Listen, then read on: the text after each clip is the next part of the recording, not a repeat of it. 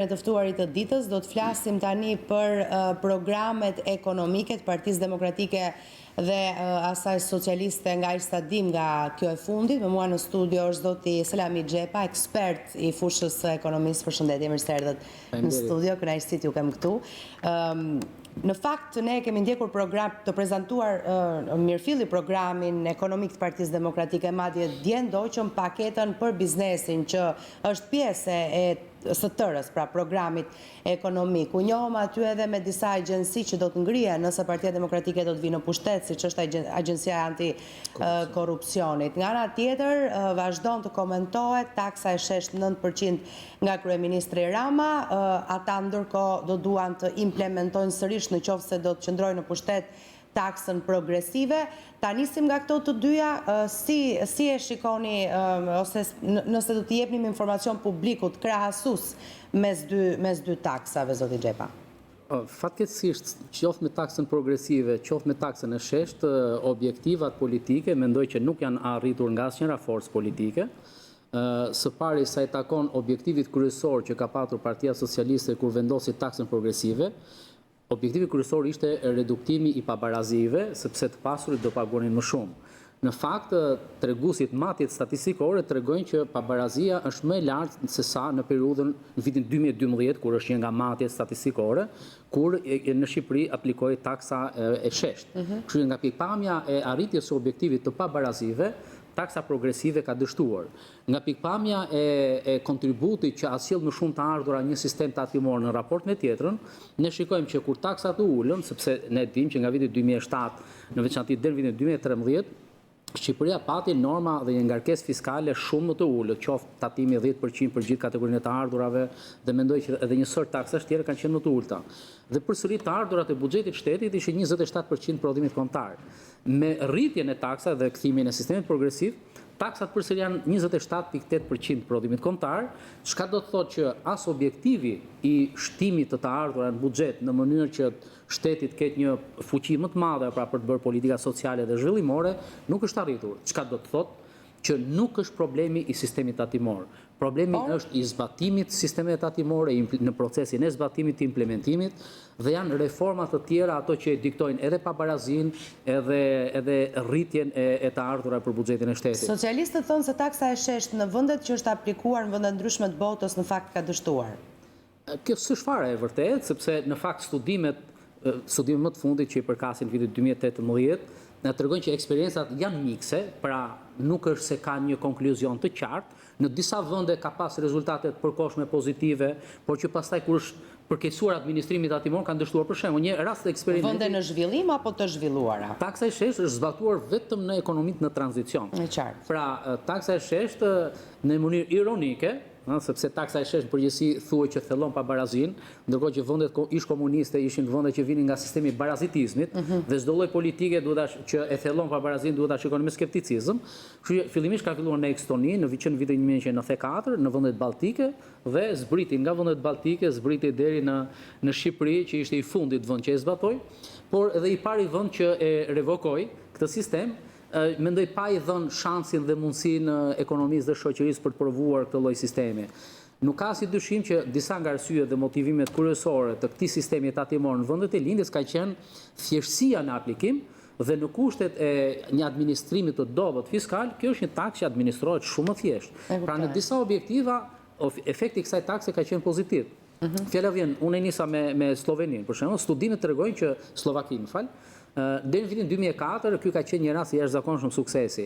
Por pastaj, duket që përkeqësimi i administrimit tatimor, sepse në qoftë se nuk kemi një administrim eficient, siç e thash, asnjë lloj sistemi nuk garanton sukses. Edhe duket që eksperiencat nuk është se kanë qenë shumë entuziaste. Por nuk është asnjë konkluzion final as edhe empirik i provuar me shkencë, pra empirike, që kjo është dështuar as pak. Po ju perifrazoj komendin e zotit Rama sot sërish për taksën e sheshtë. Predikojnë, tha ai, se taksa e sheshtë mbledh shumë para. Në fakt, taksa e sheshtë është mbështetje për ata që fitojnë shumë. Sistemet e taksimit në gjithë periudhat historike kanë qenë gjithmonë proporcionale, çka do të thotë njerëzit paguajnë në proporcion me të ardhurat. Dhe si taksa e sheshtë është progresive, pra taksa e sheshtë është një taksë progresive, sa më shumë rriten të ardhurat, aq më shumë kontribuojnë njerëzit. Kështu që nga kjo pikpamje nuk është fare, nuk qëndron logjika. Ndërsa ideja e rritjes së progresivitetit, pra që sistemi të bëhet akoma dhe më progresiv, duhet ketë një qasje të caktuar ideologjike. Për shembull, nëse koncepti i Partisë Socialiste dhe i të majtës është që të pasurit paguajnë më shumë, mënyra si është aplikuar nuk është e saktë. Sepse kjo taksë është aplikuar vetëm për pagat, pra për një burim të ardhura që është paga. Ndërkohë që burimet e tjera të ardhurave, fitimet, dividendet, fjala vjen, burimi kryesor i të pasur është dividendi. Ata që investojnë në sipërmarrje, ata që investojnë në equity, pra në pjesëmarrje në kompani, në shoqëri, në fund vitit marrin dividendin. Kjo është e ardhura e tyre e mirëfilltat. Kjo e ardhur, që është e ardhura kryesore, në fakt tatohet me 8%. Unë e di edhe sepse thuhet shpesh edhe ka përpjekje për ta trajtuar që teorikisht është tatimi dyfisht. Shumë tatime janë tatime dyfishta. Kështu që duhet ta heqim këtë spekullim, sepse e dyfisht është gjithandej, edhe në Amerikë, edhe në Itali, dhe kudo që zbatohet taksimi progresiv, zbatohet mbi gjithë kategoritë të ardhura, përfshirë dhe dividendit, përfshirë dhe fitimet dhe kështu me radhë. Kështu që nëse do t'i qëndrojë konsekuent këtij principi, dakord, fair enough, e ndershme, le ta zbatojmë me ndershmëri pra në gjithë kategoritë të ardhura. Ndërsa aplikuar vetëm për pagat, unë mendoj që kjo ka goditur shtresën e mesme dhe kjo është mendoj ndikimi më negativ, më serioz negativ i këtij sistemi tatimi. Pra po zhbëhet klasa e mesme, që është motori dhe i zhvillimit ekonomik. Ne duhet ta shikojmë edhe për arsye pragmatike, përtej arsyeve politike, ideologjike, sociale, që janë shumë të rëndësishme gjithashtu se shtrati i demokracisë, i kohezionit e tjerë, por edhe në një kuptim krejt pragmatik ekonomik, një klasë mesme e gjerë dhe e fortë është promotor dhe motori i ndryshimit të ekonomisë, kështu që... E kuptoj. Ju besoj e dëgjua dje prezantimin e paketës për biznesin nga ana e Partisë Demokratike. Në fakt me zotin Mateo Spau dje në studio e elaboruam çik më shumë, po për shembull sot zoti Rama deklaroi se taksa për biznesin e madh as do të rritet, as do të ulet. Nëse socialistët qëndrojnë në pushtet. Me paketën e Partisë Demokratike për biznesin, çfarë do të vinte ndryshe sipas jush? Sa do të ndihmojë realisht biznesi dhe si? E para njërë unë them që paketa e djeshme në gjykimin tim ishte paketa e vërtetë e reformave. Në fakt, të gjithë reformat ose propozimet e deri tanishme dhe debatet që bëjmë janë debate rialokimi. Do heqim nga një vend, do të çojmë në një vend tjetër, pra do reduktojmë, pra nuk është programi i atyre reformat përhershme që kemi thënë që i kanë munguar ekonomisë Shqipërisë, reforma strukturore. Objektivi i politikës nuk është thjesht si të rishpërndaj, por si të krijojmë një sistem ekonomik që të prodhojë më shumë. Dhe që të ndërtosh një sistem ekonomik të prodhojë më shumë, do thotë të ndërtosh një klim biznesi, një klim sipërmarrëse që të jetë motivuese, të rrisë fitimet e tjera. Ne themi, tatimet në Shqipëri janë 15% janë shumë më pak se sa më të ulta se në Vendin e Bashkimit Evropian. Në fakt, shuma e tatimeve që paguajnë firmat mbi nivelin e tatimeve është sa në Vendin e Bashkimit Evropian. Norma ngarkesa tatimore është 36.6% edhe sipas Bankës Botërore në raportin e fundit 2019. Kaq është edhe në Vendin e Bashkimit Evropian, gati 40%. Çka do të thotë? Që ne kemi probleme me sistemin ekonomik, ne kemi probleme me sipërmarrjet shqiptare nuk arrin që të krijojnë fitime. Pra kemi problemet ekzistencës së tregjeve, të kapjes monopoleve, të mungesës konkurencës në treg, pra janë probleme më fundamentale me të cilat ne duhet merremi. Dhe pasi të zgjidhim këtë çështje, atëherë mund të realizojmë dhe programet e tjera. Pra, duke prodhuar më shumë, ne kemi mundësi të japim më shumë për fermerët, të japim më shumë për digitalizimin, për modernizimin e sektorit prodhues të ekonomisë. Ama nëse do të marrim prap 28% të ardhurës kombëtare në formë të ardhurësh, atëherë e gjithë retorika është boshe, sepse... Po mundet ne t'japim realisht më shumë me kaq sa kemi buxhetin? Kjo është ajo që po them. Si thot populli, t'i shtrim këmbën sa kemi organin. Eksakt. Pra ne, në qoftë se reformat e vërteta që nënvizojnë një herë janë pikërisht këto. Si mund të bëjmë një klim të biznesit të shëndetshme, të thithim investimet të huaja, të zhvillojmë projekte, të krijojmë mundësi që bizneset e sipërmarrjet të bëjnë fitime dhe duke bërë ata më shumë fitime të prodhojmë dhe të grumbullojmë më shumë. Duke grumbulluar më shumë, atëherë ne kemi mundësi të shpërndajmë më shumë. A është e mundur kjo? Në qoftë se klima e biznesit ndryshon në mënyrë rrënjësore, pasi dyshim që po. Sepse ne dimë që Shqipëria prej kohësh i ka problematikë serioze në klimën. Gjithë le themi raporte që janë bërë, fakti që prej vitesh ne ngelemi në renditjen globale edhe të konkurrueshmërisë, edhe doing business në një stagnacion që është i dhimbshëm, Kjo do të thotë që Pse ndodh kjo? Pse qëndrojmë ne në stagnacion? sepse mungojnë pikërisht reformat.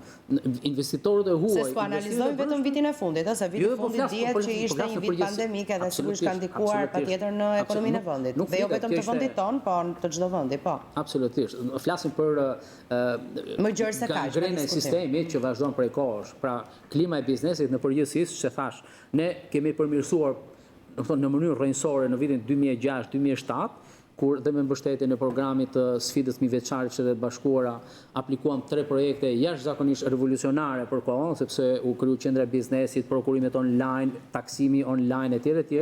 Dhe ishin këto që i dhan një frymëre të jashtëzakonshme ekonomisë, por edhe në renditje ndërkombëtare Doing Business ne ka përsëri më njëherë 40 vende. Dhe që nga kjo periudhë shpejtësia e ndryshimit ka qenë shumë e avash, shumë e ngadalë. Çka do të thotë që tempi i reformave nuk është marrë nga qeverisjet fatkeqësisht në Shqipëri. Por ama në qoftë se ne ndërmarrim, dhe unë mendoj që kjo paketë që paraqiti dje Partia Demokratike është një përpjekje serioze, absolutisht ka ide që janë jashtëzakonisht të rëndësishme. Siç është Agjencia Antikorrupsionit për shembull apo? Këtë do të veçoni si ide e rëndësishme. Antikorrupsioni është më shumë me rujtjen e pastërtisë vetvetes, sepse në thelbin e vetë Agjencia Antikorrupsion do të garantojë që institucionet e shtetit, që ministra, drejtues, titullarë etj. Të zbatojnë parimet e etikës, të zbatojnë ato që janë parimet e qeverisjes së shëndetshme. Po, do të varet nga Këshilli i Ministrave. Ajo atë kuptim ka, sepse përtej saj është SPAKO, janë reforma drejtësie, janë një sër mekanizmash të cilat duhet garantojnë, le të themi, integritetin moral të një shoqërie. Po shumë sektor do të shkriheshin, shumë inspektoriate do të shihej me përparësi që të shkriheshin. Kjo është një reformë që ne në fakt e kemi nisur prej kohësh edhe me mbështetjen e Bankës Botërore për reformimin e plotë të inspektoriateve. Ideja është që burokracia në vrimtarinë e përditshme të biznesit, ne dim që të gjithë, sepse e deshim për ditë, është një problem shqetësim serioz, është një rritje kosto në fundit, nëse ti pret ditë për ditë inspektoriate etj. Pa llogaritur koston e korrupsionit, sepse këtu burojnë korrupsioni, këtu burojnë gjithë ato praktika. Nëse kosto e korrupsionit bëhet kosto fikse e biznesit, kjo do të thotë çmim më i lartë për konsumatorin, se duket sikur është një gjë teorike, por në fakt është e prekshme për gjithë. Nëse paguajmë inspektorin në vend që të investojnë për të përmirësuar teknologjinë, procesin e prodhimit, sistemet e tregtimit e tjerë, kjo e mban ekonominë në një gjendje pikërisht në këtë gjendjen e keqe. Pra, ajo gangrena e korrupsionit është absolutisht sëmundja më e rëndë. Është si Covidi sot për shoqërinë, është pas një diskutim edhe korrupsioni për hapësirat e kufizuara ose të themi eliminimin e hapësirave për të modernizuar ekonominë dhe shoqërinë. A do mundemi në rast demokratët vinë në pushtet dhe implementojnë programin e ekonomisë, do mundet do të ekonomia të rimëkëmbet, po të kemi parasysh këtë vit pandemik, i cili ka qenë gati vrastar për ekonominë shqiptare, krahasuar me vende të tjera që mund të kenë patur më shumë para në dispozicion, edhe mundet që paketat kenë qenë çik më të plota se paketat e ndihmës që mund të kenë qenë realisht në Shqipëri, pa hyrë diskutimit se si janë implementuar, si janë ndërtuar ato, a kanë qenë drejta apo jo. Do mundet do të ky program të implementohet? Po, krizat janë gjithmonë, nuk thuhet kohë që krizat janë dhe federues të idesh të mëdha. Inovacionet të mëdha ndodhin në kohë krizash, ndryshimet të mëdha dhe në fakt kjo krizë ka vendosur në lëvizje, si thua, ndryshime të rëndësishme. Ajo që mund të bëjë një forcë politike apo një mazhorancë e re, do të ishte të përshpejtoj këto lloj procesesh dhe sigurisht të garantoj një udhëheqje me integritetin e duhur moral, sepse ka nevojë shumë kjo dhe kjo është thelbësore dhe është kritike. Mjafton nganjëherë të prishësh lidhjet e këqija dhe krijohet një momentum i ri pozitiv. Dhe ne e dimë gjithë këtë. Reformat kanë këtë lloj dinamike, edhe është një paradigme e njohur edhe në teori. Reformat pasi zhvillohen, krijojnë grupe përfituesish dhe sigurisht ka dhe humbës. Grupet e përfituesve bëhen barrierë për ndryshimet më tejshme sepse shndërrohen në humbës. Kështu që një nga arsyet kryesore që pse tempi i reformave ngec apo është shumë i ngadalt, është sepse grupet e interesit të krijuar nuk kanë interes më që të prishën këtë lloj status quo-je. Kështu që mjafton edhe sikur vetëm ky fakt, pra edhe kjo lloj paradigme teorike, tregon që mundësia për të ndryshuar gjërat është absolutisht shumë e madhe. Por sidoqoftë në një masë të madhe çështja e vullnetit politik është me rëndësi kritike.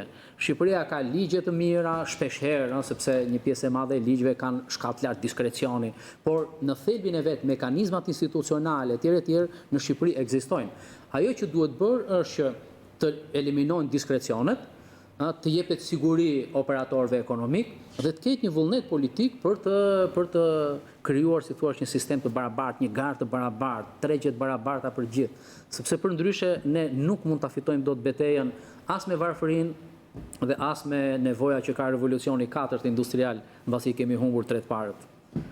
Dua një koment tuaj si ekspert i ekonomisë për këtë situatë ekonomike që kemi. Pra, ne u goditëm nga një virus që edhe sot njihet pak, por vinim nga një goditje tjetër që ishte ajo e tërmetit. Ku mbeti ekonomia Në fakt, pas këtyre 2 goditjeve? Ku jemi, domethënë, nëse bëjmë një përshkrim situatës? Në fakt, goditja e parë serioze mendoj që ka qenë që me krizën e vitit 2008, e cila pavarësisht që në Shqipëri erdhi me shumë vonesë, erdhi me gati 2-3 vite si në gjithë vendet e tjera të lindjes, sepse shpejtësia e përhapjes, efekti i përhapjes i krizës ka një time gap, pra një periudhë shkëputje kohore. Kështu që goditja e vërtet fillon që në atë periudhë. Sepse që atëherë, le të themi, tregjet kapitale u ngurtësuan, investimet e huaja ranë, normat e interesit në tregu rritën shumë, vështërsitë për financimin e buxhetit dhe likuiditet, garantimi i likuiditetit për ekonominë ishte një problem serioz. Kështu që problemet kanë filluar që në vitin 2010 apo 2011 në ekonominë e Shqipërisë.